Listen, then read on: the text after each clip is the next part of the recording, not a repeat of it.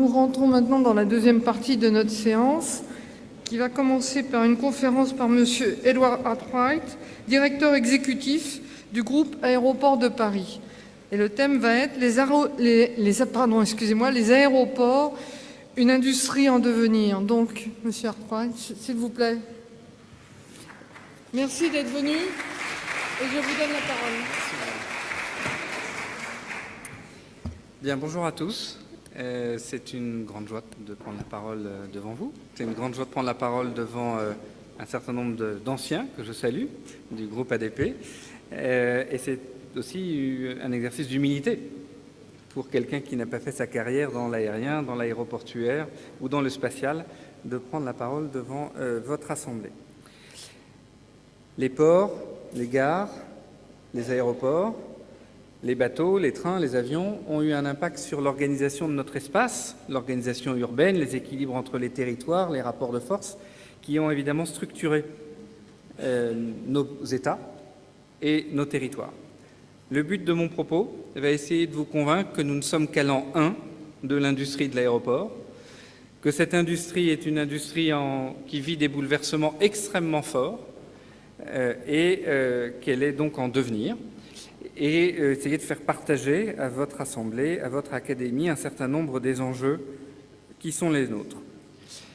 Mon propos s'organisera en 3 points. Le premier, c'est de vous expliquer quels sont les moteurs de la croissance de ce métier et les enjeux, les risques qui sont associés à la vitesse de cette croissance. Le deuxième, c'est de vous faire partager la conviction que les frontières s'estompent, pas seulement les frontières géographiques, les frontières fonctionnelles, industrielles.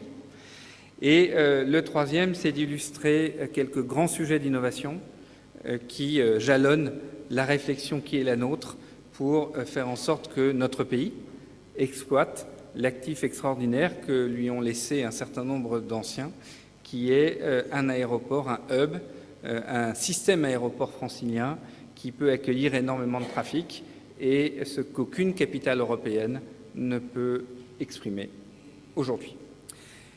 Donc, premier temps de mon propos, notre industrie explose. Vous le savez pour ceux qui travaillent chez les avionneurs, vous le savez pour ceux qui suivent l'évolution de notre secteur. Pourquoi ce trafic aérien explose ? Finalement, pour des raisons relativement simples. Le principal moteur de notre croissance, c'est l'accès à la classe moyenne, c'est la pyramide de Maslow, c'est le désir de déplacement, c'est l'accès au tourisme.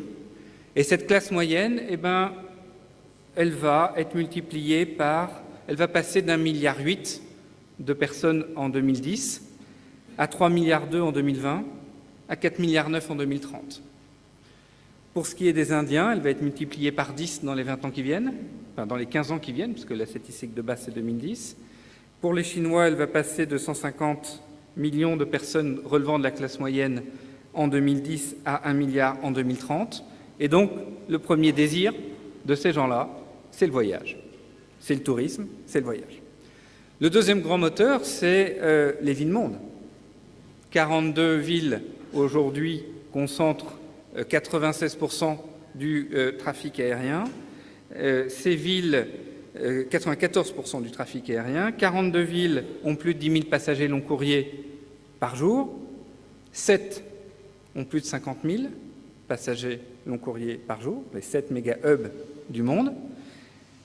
Dans 15 ans, les 42 mégapoles seront 91, les 7 méga-hubs seront 26.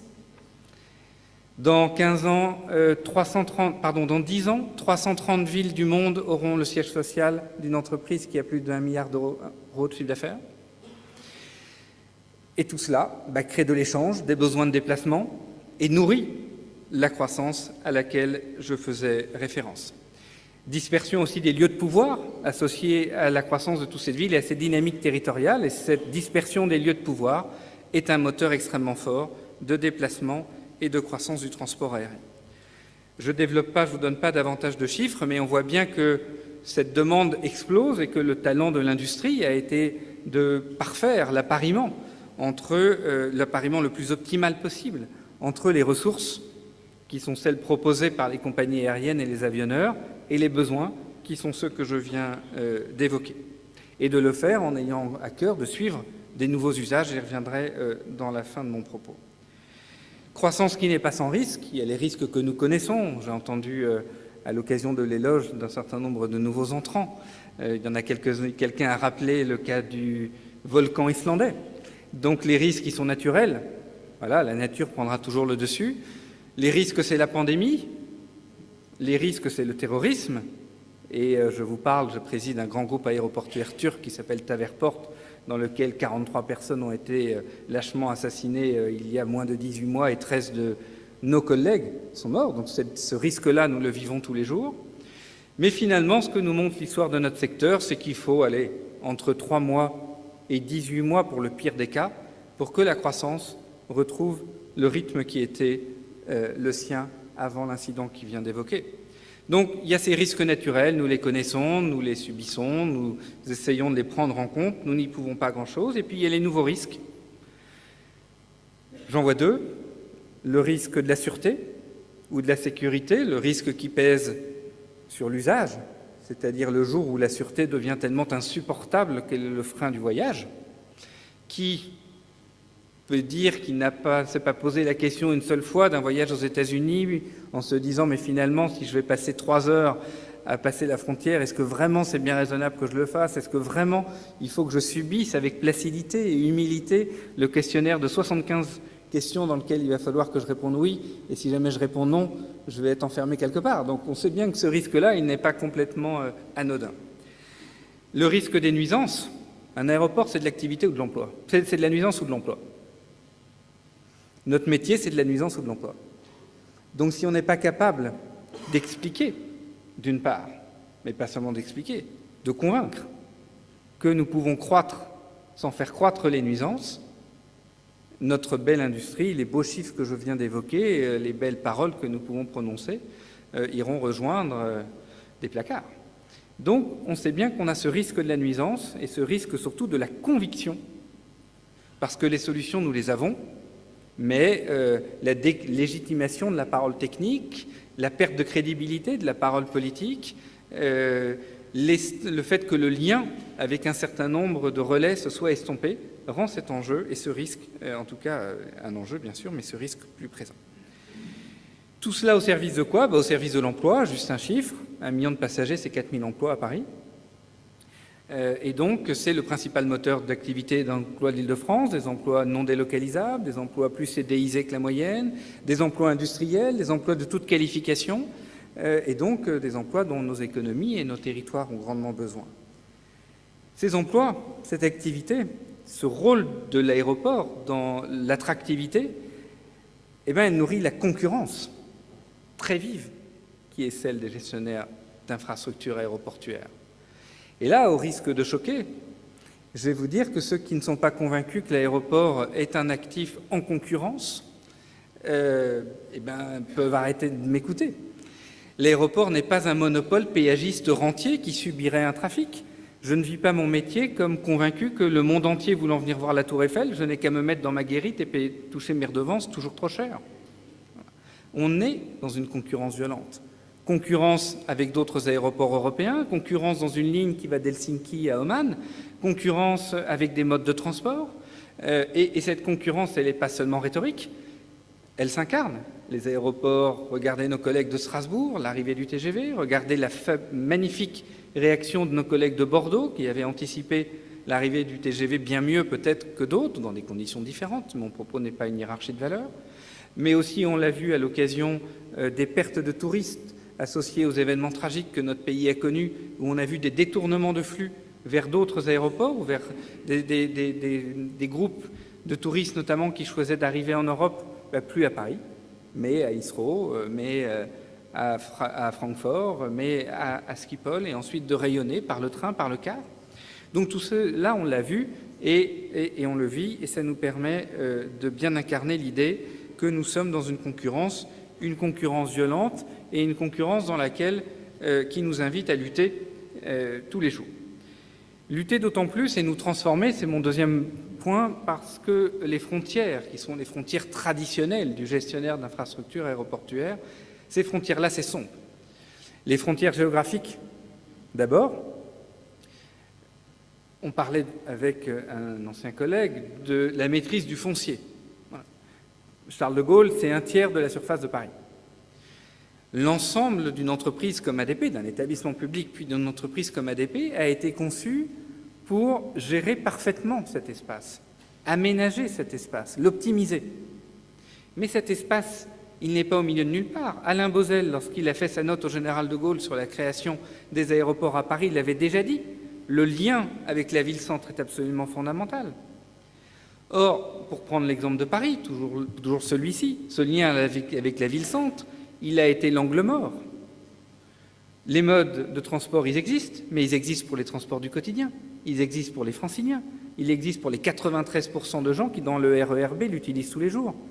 Et les 7% qui l'utilisent parce qu'ils sont un utilisateur de l'aéroport n'ont aucune importance pour les gestionnaires de l'infrastructure ferroviaire. À titre personnel, ils y attachent beaucoup d'importance. Leur responsabilité est forte, mais il est normal que ces 7% pèsent peu par rapport aux 93% lorsqu'on fait les choix. Or, l'aéroport, il n'est pas le Mont-Saint-Michel. Il n'est pas à attendre que la marée le coupe, la marée qui sera celle de la pollution, qui sera celle de l'engorgement urbain, qui sera celle de la saturation des modes de transport collectifs. Et donc, l'aéroport est obligé de sortir de sa frontière traditionnelle. Qu'est-ce que ça veut dire? Ça veut dire être investisseur dans Charles de Gaulle Express et moteur politique, moteur en gouvernance, moteur technique du projet Charles de Gaulle Express. Ça veut dire que la gare de la ligne 14 à Orly, elle vient dans l'aéroport, dans la jonction, en terminus également avec la 18. Ça veut dire que nous dialoguons beaucoup plus avec l'autorité organisatrice des mobilités, plus que jamais. La première gare routière de France est à Roissy. 10% des passagers aériens origine-destination de Charles de Gaulle arrivent par le TGV. Donc nous sommes obligés de sortir de nos frontières naturelles, géographiques, pour ne donner que ce seul exemple, sans parler du fait que nous ne pouvons plus nous préoccuper uniquement de ce qui se passe sur l'aéroport dont nous avons la charge, ce qui motive le développement international d'un groupe comme celui d'ADP. Frontières industrielles, évidemment que l'optimisation de nos activités passe par le fait que nous devons travailler de manière beaucoup plus étroite. Je prends qu'un seul exemple, l'optimisation de mes postes avions. Je peux le voir de ma seule fenêtre. La compagnie aérienne peut le voir de la sienne. Le contrôle aérien va le voir de la sienne. Pour que si le contrôleur aérien est incité 50 minutes avant l'arrivée d'un vol à retarder l'avion parce que ça a un intérêt collectif sur l'optimisation des paroles, il faut qu'on ait les outils pour ça et les outils de dialogue. Alors il y en a qui existent, les CDM, etc.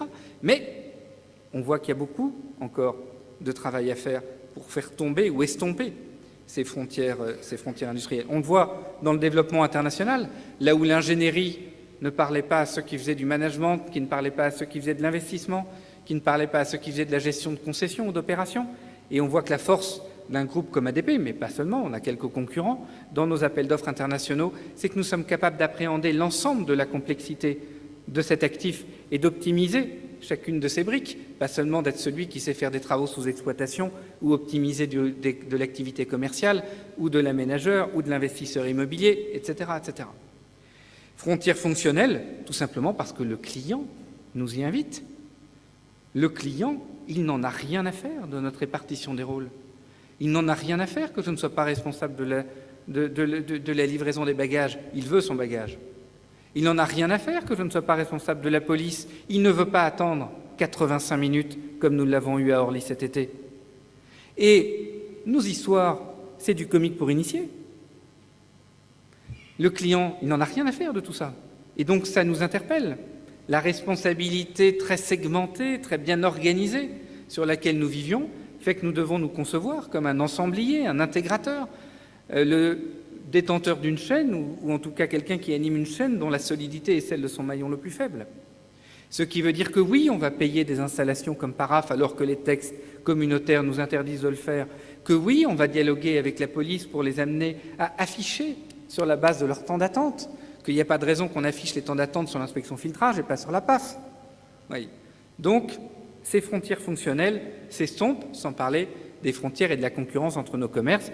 On parle de nos activités commerciales, mais un jour, une compagnie aérienne, et c'est déjà le cas à l'étranger, ça aura sa coquinée avec soit un Amazon, soit un libraire local, parce que Amazon n'était qu'un libraire finalement, pour trouver le moyen de faire du duty-free à bord, etc., etc. Donc, on voit bien que toutes ces frontières-là disparaissent. Et donc, la responsabilité qui est la nôtre comme gestionnaire d'infrastructure n'a jamais été à la fois aussi importante, mais également autant renouvelée, avec des enjeux qui sont très lourds, des enjeux RH, avoir les hommes et les femmes pour ça.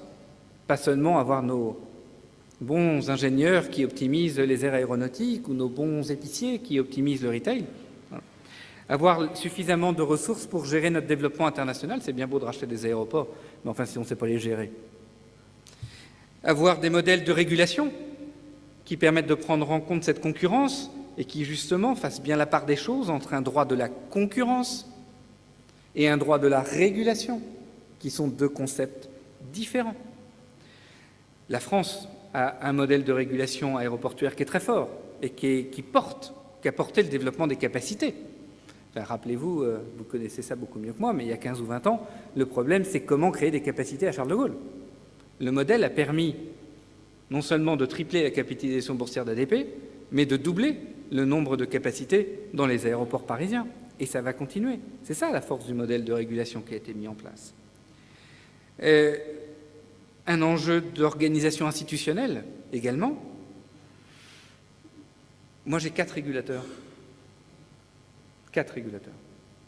7 préfets, pour ne parler que de ça. C'est bien, hein, la gestion de la complexité. Je suis bureaucrate, je suis un haut fonctionnaire, donc je sais faire. Mais enfin, ce n'est pas la meilleure allocation des ressources, peut-être. Organisation de gouvernance territoriale. Roissy, je vais continuer cet exemple, 3 départements, 2 régions, 7 communes, 1 métropole. Mon permis de construire, il va où? Mon autorisation environnementale unique est-elle valable sur le terminal 4, compatible avec la biodiversité, si je fais la nouvelle réglementation sur les réseaux hydrants qui sont à la main du gestionnaire des réseaux hydrants que je ne maîtrise pas, mais qui m'empêcheront de faire la saisine de la CNDP que m'a demandé l'autorisation environnementale. Je m'arrête. Gouvernance territoriale.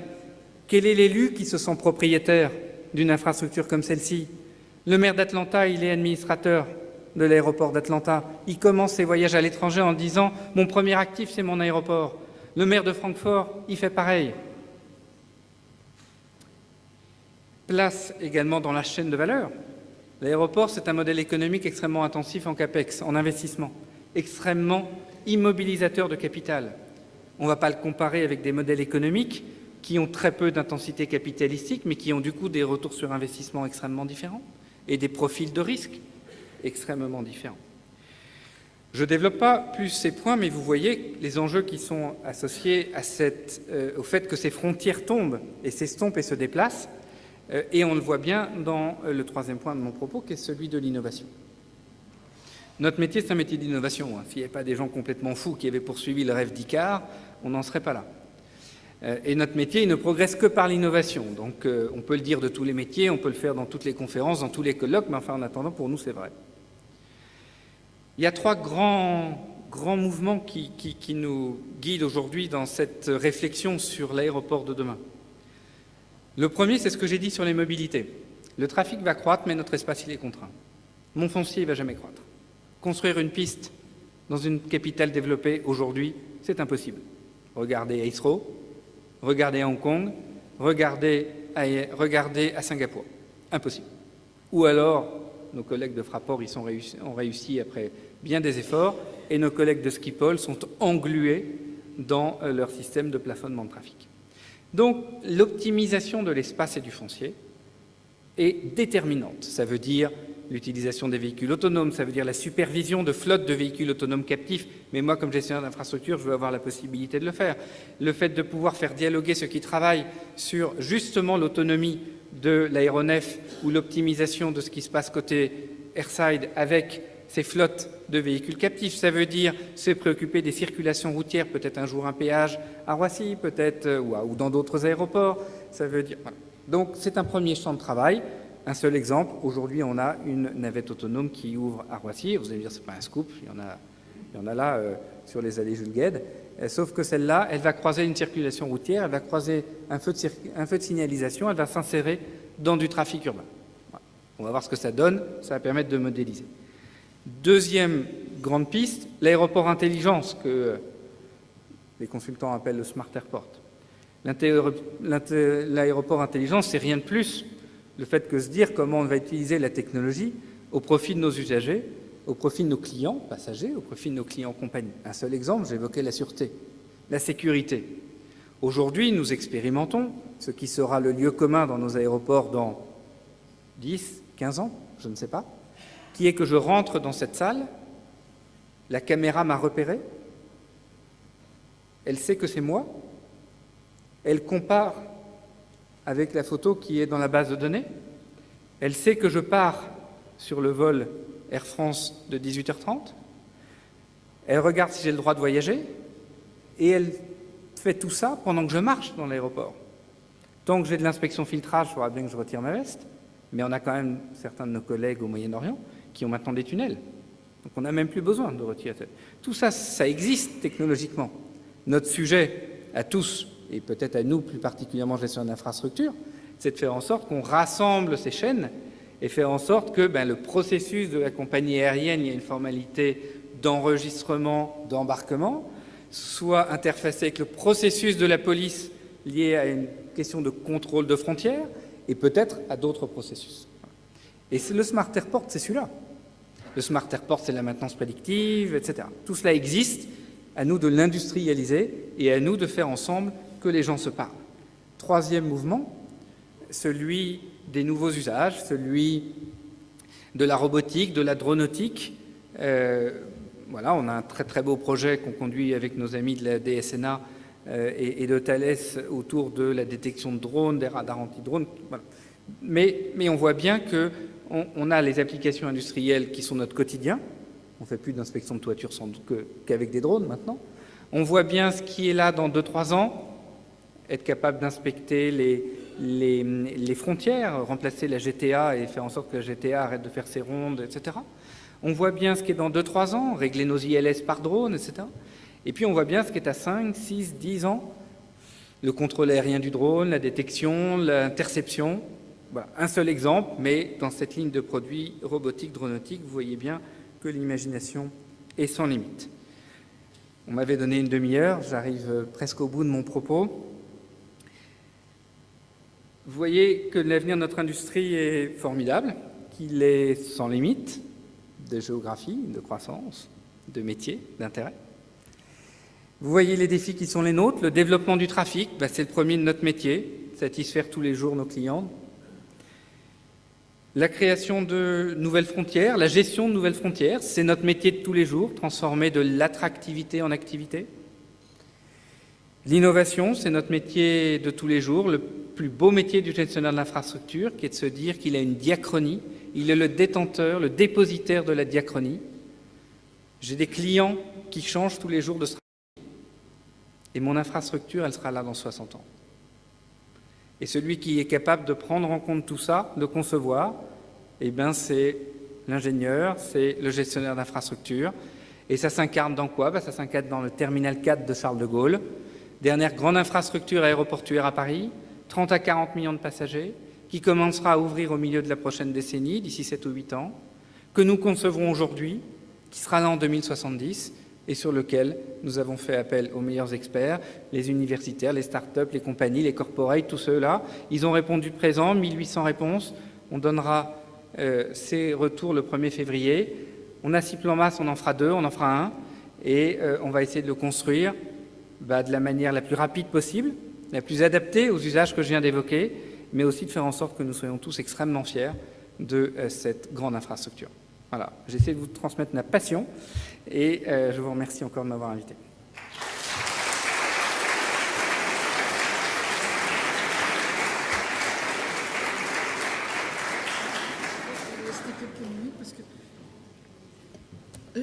Je pense que vous avez peut-être quelques questions à poser et donc je voudrais savoir si vous voulez solliciter notre conférencier pour ces questions. Alors, la difficulté, c'est toujours la première. Mais c'est peut-être à vous de la poser, alors. Non, c'est un piège. Pas de questions? Vous Vous m'étonnez là.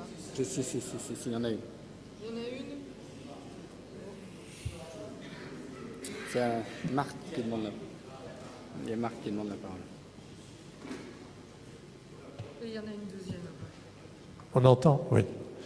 Je suis un ancien, je connais un peu la réponse, surtout qu'on en a parlé, mais quand même, c'est intéressant pour tout le monde et beaucoup de questions. CDG Express, on en a parlé. Moi, je croyais, quand je suis parti il y a 8 ans, que c'était complètement terminé, enfin, lancé, et c'était lancé. Où en est-on et quand ça aboutit? CDG Express, 25 ans d'essai, toujours pas de CDG Express. Oui, mais entre Paris... Et Dieu sait qu'il y en a eu des essais, jusqu'à une attribution de concession. Donc on est allé très très loin. Donc pour répondre à la question de Marc, CDG Express, nous prendrons tous un café ensemble dans CDG Express début 2024. Début 2024. Normalement, à ce stade de mon propos, on grimace. 2024 ? Ben, je vous rappelle qu'on a quand même 32 km de voies à bâtir dans un environnement dense urbain. On ne doit pas couper le RER B pour le plaisir de Charles de Gaulle Express.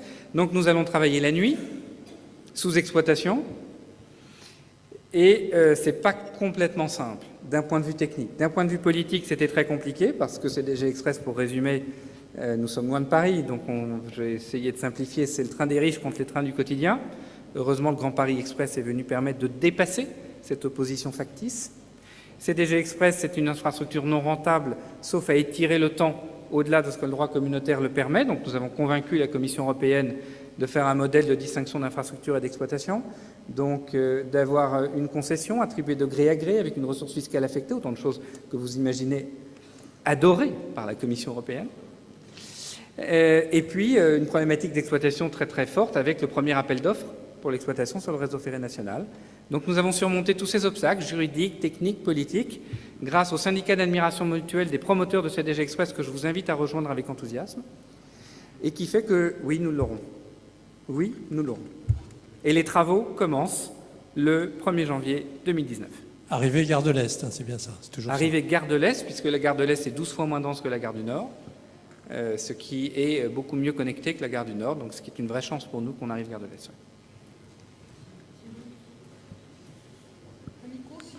Oui. Oui, j'ai une question relative à l'augmentation de la densité et des problèmes de capacité. Donc cette augmentation exponentielle. Est-ce envisager la création d'un deuxième hub en France? Comment vous voyez le problème? Alors d'abord, un hub, c'est un couple. Donc pour faire une bonne réponse de couple, il faut faire une réponse unie. Vous n'avez là que la moitié du couple, puisqu'il manque SkyTeam. La réponse aujourd'hui est non. Ce n'est pas opérationnellement, financièrement, stratégiquement justifié. Voilà. Je serais prêt à développer, comme sur Charles de Gaulle Express, dans une autre enceinte Est-ce au moment. qu'il existe un site sur lequel on peut voir le projet de Terminal 4 de Charles de Gaulle? Pas encore, parce que la phase de débat public va s'ouvrir probablement au deuxième trimestre 2018. Et donc, c'est à ce moment-là qu'on commencera. En revanche, nous avons ouvert un site pour le challenge mondial que j'évoquais, qui s'appelle Play Your Airport, qui, lui, est accessible, mais à ce stade plutôt pour déposer des idées. Je ne sais pas si ça l'est encore. Et après, oui, on va mettre... il va falloir qu'on applique les principes que j'évoquais tout à l'heure, et donc qu'on renouvelle les modalités traditionnelles d'association de notre environnement dans la construction d'une infrastructure très importante.